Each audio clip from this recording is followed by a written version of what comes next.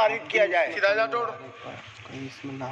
महोदय, विधान बनाने वाली सभा के अंदर जिस प्रकार आज विधान बनाने की कार्रवाई हो रही है, माननीय सदस्य अंकित नहीं होगा, अपने सब्जेक्ट बोले प्लीज, सब्जेक्ट बोले। अध्यक्ष महोदय आप इतने I said please speak on subject. चलो मैं उस पर आ रहा हूँ विषय पर। अध्यक्ष महोदय आज आप गुस्से में क्यों? यह पूछने का मेरा अधिकार है, आप मेरे भी अध्यक्ष हो। नहीं आप आज गुस्से में नहीं है, ये मेरा अधिकार, आपका अधिकार है, मेरा भी अधिकार, मैं खड़ा हुआ हूँ फिर भी आप खड़े हुए हैं। ये लो अध्यक्ष महोदय, आपका अधिकार है, आप थर्ड रीडिंग में बोल रहे हैं, आपको थर्ड रीडिंग में सब्जेक्ट पे बोलना है। नमस्कार बोलिए। अध्यक्ष महोदय आज सदन के अंदर राजस्थान माल सेवा कर द्वितीय संशोधन विधेयक 2020 पर चर्चा हो रही है अध्यक्ष महोदय, और इस संशोधन के माध्यम से सरकार एक प्रस्ताव लेकर आई है।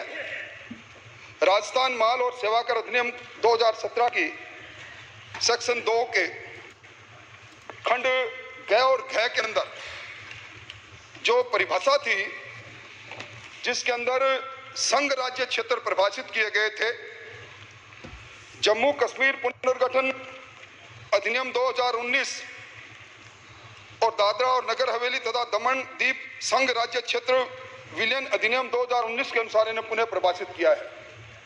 अध्यक्ष महोदय, जम्मू कश्मीर पुनर्गठन अधिनियम 2019, मैं समझता हूं कि हिंदुस्तान की राजनीति के अंदर बहुत वर्षों से यह मांग थी कि जम्मू और कश्मीर जो हमारा मुकुट है। पॉइंट ऑफ ऑर्डर सर, ये तृतीय संशोधन नहीं है, द्वितीय संशोधन है। तृतीय संशोधन ही बोला मैंने। ये जम्मू कश्मीर वाला मामला तीसरे उस पर आएगा।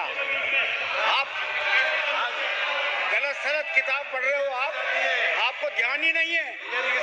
आप यही नहीं देख रहे हो कि साहब आप किस पे बोल रहे हो, किस पे नहीं बोल रहे हो। अध्यक्ष महोदय होके जा रहे हो। खारिज होने से थोड़ा डिप्रेशन में है धारीवाल साहब, हाईकोर्ट में पिटीशन खारिज हो गई, उससे थोड़ा डिप्रेशन में है। ये जो संशोधन लेकर आए हैं उसके अंदर सेक्शन 10(2) ख और ग के अंदर जीएसटी में जो जीएसटी चुकाने का विकल्प है, इनपुट टैक्स क्रेडिट लेने का विकल्प है, इसके अंदर प्रोसीजरल एक संशोधन लेकर सरकार आई है। और उसके अलावा जो दूसरा संशोधन आप सेक्शन 29(1)(c) में लेकर आए हैं, उसमें जिस व्यापारी ने अपना रजिस्ट्रेशन करवाया और किसी कारण से जीएसटी के दायरे से बाहर चला गया, अपने व्यापार को बंद करना लग गया, तो अपना रजिस्ट्रेशन कैंसिल करा सकता है। मंत्री महोदय, अगर मैं गलत नहीं तो सेक्शन 30(6) के अंदर गलत कर रहे हैं। आप तृतीय का पढ़ रहे हैं, द्वितीय का नहीं है ये। आप फिर तृतीय संशोधन मान्य सदस्य आप मेहरबानी करके आज आप संतुलित नहीं है। अन्य मंत्री जी, आपको टेंशन है, आप तनाव में हैं, इसलिए विराज जाएं। मैं समझता हूँ माननीय सदस्य ने दूसरे बिल पे अच्छी तैयारी की है, उस बिल पे आप बोलना। मैं समझता हूँ कि अध्यक्ष महोदय, मैंने पहले जब इस बात की 668(a) की, तब मंत्री महोदय ने मुझे भ्रमित कर दिया। मैं पुनः अपनी बात पर लौट रहा हूँ। मैं समझता हूँ कि ये जो 168(a) के अंदर जो आपने नई धारा इंसर्ट की है, उसके पीछे आपकी मंशा एक ही है कि कोविड महामारी के प्रसार को देखते हुए जीएसटी का कलेक्शन जो नहीं हो सका, उसके कलेक्शन के लिए आप समयावधि बढ़ाने का प्रस्ताव लेकर आए हैं।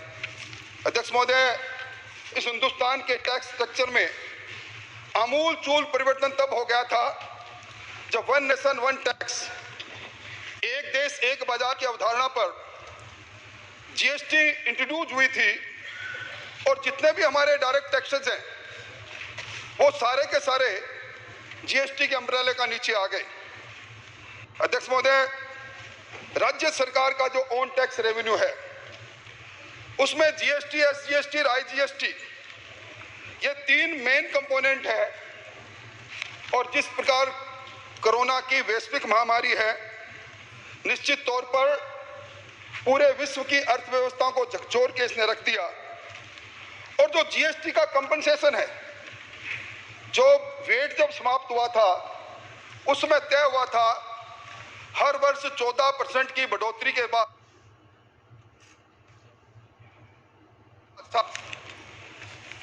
इस कंपनसेशन को केंद्र सरकार देगी और इसी क्षतिपूर्ति उपकर के अंदर मार्च 2019 तक 1,65,000 का भुगतान केंद्र सरकार ने किया, जबकि उनके पास इस कोरोना की छाया के कारण 95,444 करोड़ रुपए ही आए।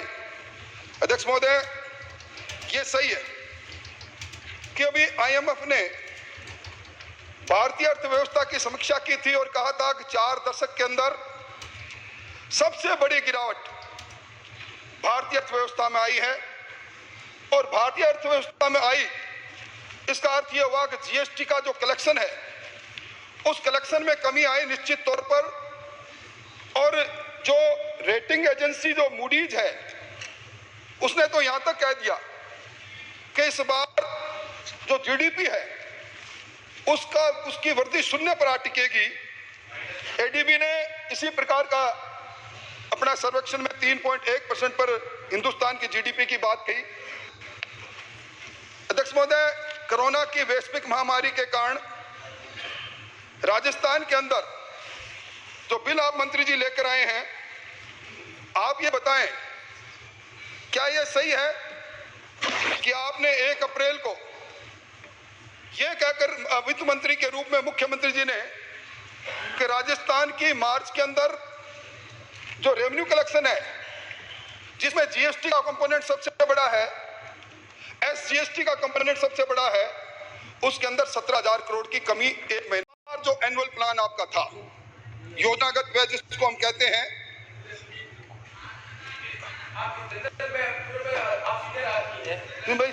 एक सिंपल है, आप बी कन्फर्म टू दिस कि ये जो अमेंडमेंट किया है उसका एक लिमिटेड पर्पज है, उसके ऊपर सारी जनरल डिबेट तो इसमें है नहीं। अध्यक्ष महोदय, बाकी इस पर नहीं होगा। अगर आप नहीं बोलना देना चाहे तो बैठ जाऊंगा मैं, पर जब मैं डोंट ब्लेम मी, मेरी duty to bring to your notice कि सब्जेक्ट के अंदर बोले, ये मेरी duty, unpleasant duty, this my unpleasant duty which I am performing it. ये मेरी अनप्लेजेंट ड्यूटी है कि जो सब्जेक्ट है उस सब्जेक्ट के अंतर्गत ही आप चर्चा करें। सब्जेक्ट में चर्चा सिंपल है कि इसके अंदर जो अमेंडमेंट किया गया है कि रेट्रोस्पेक्टिव डेट से कर सकते हैं, इतना ही सिंपल है इसका। ये उतना क्या हुआ, फलाना हुआ, ये सारा डिबेट जनरल डिबेट के अंतर्गत है। जब बजट में जब बात करें, मैं आपसे फिर निवेदन करूंगा, आप सीनियर आदमी है, प्लीज पहले भी तो आप तीसरे पे आगे फिर सेकंड पे आगे आप कष्ट करके जो इसका लिमिटेड पर्पज है उसको हाईलाइट करें। That's more important rather than discussing entire thing. IMF में क्या हुआ, उसमें क्या हुआ, आपने बिल्कुल सही फरमाया अध्यक्ष महोदय। मैं समझता हूं आप जैसा ज्ञानी वित्त मैं ज्ञानी हूं या नहीं, मैं ज्ञानी हूं, पर अनप्लेजेंट ड्यूटी मुझे करनी पड़ेगी। अनप्लेजेंट ड्यूटी क्या करनी पड़ेगी कि आप अपने ज्ञान को सीमित रखें। इस बिल में लिमिटेड स्कोप है, ये लिमिटेड स्कोप नहीं है, उस स्कोप में अपनी बात कहें। अध्यक्ष महोदय, कोई कितनी मैं थपथपाए, पूरा सदन जानता है अध्यक्ष महोदय, जितना आज्ञाकारी आसन का मैं हूं शायद कोई दूसरा नहीं होगा। और अध्यक्ष महोदय, इसीलिए जो 168A के अंदर जो नया इन्होंने इंसर्ट किया है उसके इंपैक्ट जो आएंगे, क्योंकि ये जीएसटी कलेक्शन के अंदर शिथिलता देता है कि जो कोरोना की वैश्विक महामारी के अंदर से जो कलेक्शन नहीं हो पाया उसको कलेक्ट करने का, तो इसका इंपैक्ट राजस्थान के अंदर अध्यक्ष महोदय, मैंने मेरी बात प्रारंभ करते हुए निवेदन किया, सारे डायरेक्ट टैक्सेस एक अम्ब्रेला के नीचे आ गए। जीएसटी, आईजीएसटी और सेंट्रल गवर्नमेंट की जीएसटी, सीजीएसटी, इनके आधार पर ये सारी जीएसटी का कलेक्शन हो गया। और इसी आधार पर मैंने कहा अध्यक्ष महोदय, ये मेरी बात सिर्फ आप ही समझ सकते हो अध्यक्ष महोदय, ये थके हुए सेनापति है लड़खड़ाई सरकार के थके हुए सेनापति शायद इस बात को नहीं समझेंगे। मानसिक संतुलन जरा थोड़ा सा, हम बुरा नहीं मानेंगे, आप कुछ भी कहो। अध्यक्ष, आप विराजे रहो ना, आप विराजे ना अध्यक्ष। अध्यक्ष महोदय, अध्यक्ष महोदय, जिस खूंखार नजरों से स्वास्थ्य मंत्री ने मुझे देखा, अध्यक्ष महोदय आपने महसूस किया होगा मैं कांपने लगा, पर ये मत समझो मैं वही हूं। इसलिए अध्यक्ष महोदय मैं निवेदन करना चाहता था, ये जीएसटी का प्रभाव जो हमारे एनुअल प्लान पर बनेगा, आप ये बता दो 1,10,000 करोड़ का एनुअल प्लान कैसे आप पूरा करोगे? जीएसटी का ड्रिप हो गया, जीएसटी में सिग्नल आप ले रहे हो 168A में, तो आप 17,000 करोड़ एक महीने में चलेगी, तो उसका इंपैक्ट क्या पड़ेगा? आप कितने हमारी जो योजनागत व्यय उसको कटौती करोगे? आपकी घोषणाएं कैसे पूरी होगी? मेरा निवेदन अध्यक्ष महोदय मैं सरकार से चाहता हूं, सरकार को रिवाइज बजट लेकर आना चाहिए, क्योंकि जीएसटी का कलेक्शन आपका नहीं, इस हिंदुस्तान के हर स्टेट का जीएसटी का कलेक्शन कम हुआ है, इसलिए आपकी बजटीय घोषणा पूरी नहीं हो सकेगी। और आज आप पर वेतन का भार है 62,021 करोड़ रुपए। ये वेतन भी वो समय आ जाएगा अध्यक्ष महोदय जब सरकार वेतन भी नहीं चुका पाएगी। और इस जीएसटी के कारण से, गिरती हुई जीएसटी के कारण से, इस कोरोना वैश्विक महामारी के कारण से देश के प्रधानमंत्री जी ने पूरे राज्य के अंदर राजस्थान को भी अर्थव्यवस्था को संबल देने के लिए जो FRB में एक्ट में जो जीएसटीपी का 3% था उसको बढ़ाकर 5% किया और 3.5% तो बिना शर्तों के करने का कह दिया। मैं पूछना चाहता हूं मंत्री जी, आपने जो कमेटी बनाई, आपने उच्च स्तरीय समिति बनाई, उसकी रिपोर्ट कहां है? और आपका जीएसटी के अंदर जो कलेक्शन ड्रिप हुआ है, आप 1,10,000 करोड़ की योजनाओं को कैसा पूरा करेंगे? आप योजना की कटौती करें तो विकास के काम कौन कौन से बंद करेंगे? आपने पैरामाउंट और सूर्यगढ़ के अंदर जो रेवड़ियां बांटी उनको कैसा पूरा करेंगे ये बताएं। अध्यक्ष महोदय रीडिंग के अंदर आप बैठे, मैं आपका ध्यान आकर्षित करता हूँ, ठीक रहेगा आप बैठे। अध्यक्ष महोदय आज आप नाराज हो तो नहीं, नाराज नहीं। यक्ष पर्सन ये है कि आज please I am on leg, please बैठे, आई एम ऑन लेग, बैठे आप नीचे, आप नीचे बैठे, मैं ऑन लेग। मैं आपका ध्यान रूल 36 में आकर्षित करना चाहता हूँ। आप सीनियर आदमी हैं और डिबेट को यदि इस तरह से करेंगे तो नए आदमियों पर सही डायरेक्शन नहीं होगा। 36 का पढ़ लेता हूँ। Scope of debate, the discussion on a motion that the bill or the bill as amended as the case may be passed shall be confined to the submission of argument either in support of the bill or the rejection of the bill. Rejection पे आगे बढ़ा, rejection bill का थोड़ी कि आई में शुरू करते हैं अपन।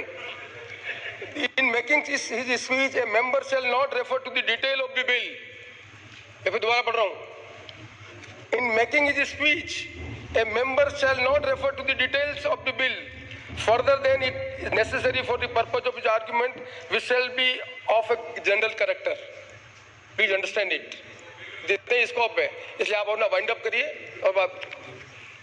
ये सही बात है अध्यक्ष महोदय, मेरा जैसा व्यक्ति जीवन में कभी स्कोप से बाहर गया ही नहीं अध्यक्ष महोदय, इसलिए स्कोप से बाहर जाने की ना मेरी तमन्ना है। हाँ, स्कोप से बाहर कुछ लोग चले गए थे, वो वापस उनका स्कोप बदल गया, आस्थाएं बदल गई, उसके मैं कुछ नहीं कहूंगा। धन्यवाद। इसलिए अध्यक्ष महोदय मेरा ये निवेदन है अध्यक्ष महोदय, इन हालात के अंदर जो सरकार अमेंडमेंट लेकर आई है फौरी तौर पर बात नहीं है। आप 168A के अमेंडमेंट के बाद आपके पास रोड मैप क्या है? राजस्थान के अंदर कितनी जीएसटी का कलेक्शन बकाया था वैश्विक महामारी कोरोना के कारण से, आप सदन को बताएं, उसको किस तरह कलेक्शन करेंगे? और आज आपकी जो स्थिति बनी हुई है आर्थिक तौर पर, उसको किस प्रकार सुदृढ़ करेंगे?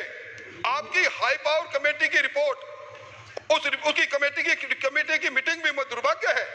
आप घोषणा कर देते हैं, एक मीटिंग आप कर नहीं पाए। इसलिए अध्यक्ष महोदय, आज आपने मेरी वाणी को एक तरह से नियंत्रण में भयभीत कर दिया, इसलिए मैं मेरी बात को आधी बात को समाप्त करता हूं और आधा मुझे कभी मौका देंगे आप तो अध्यक्ष महोदय चाहे कहीं मौका दे देना, चैम्बर में देना, आपको बात सुनाऊंगा जरूर अध्यक्ष महोदय। माननीय कटारे जी। अध्यक्ष